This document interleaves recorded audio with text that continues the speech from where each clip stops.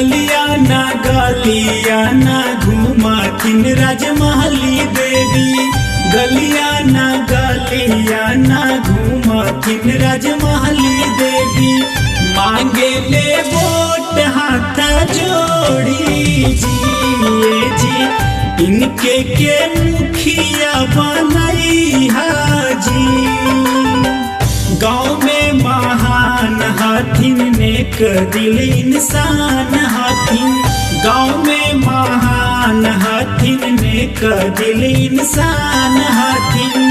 इनके के मुखिया बनई हाजी जी चिमनी छप के बटन दबई हाजी।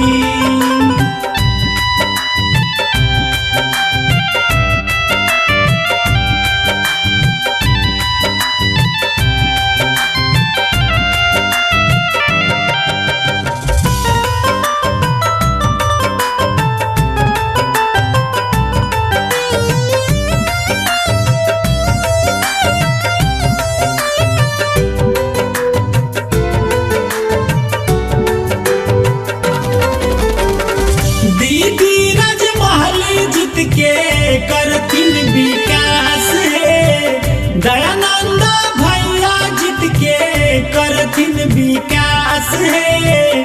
भूलिहा ना चाचा चाची तहरे प्रयास है।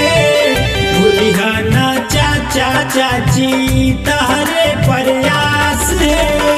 सबका के हक मिली लाभ धक्का धक मिली। सबका के हक मिली लाभ धक्का धक मिली। करिहे ना फंड कोनो चोरी जी करिहे ना फंड कोनो चोरी जी। गलिया ना घूमथिन राजमहली देवी। गलिया ना घूमथिन राजमहली देवी। मांगे ले वोट हाथ जोड़ी जी मांगे ले वोट हाथ जोड़ी जी। उचिटा पंचायत से खाड़ हथी राजमहली दीदी। उचिटा पंचायत से खाड़ हथी राजमहली दीदी। चिमनी छप के बटन दबई हाजी जी मांगे ले वोट हाथ जो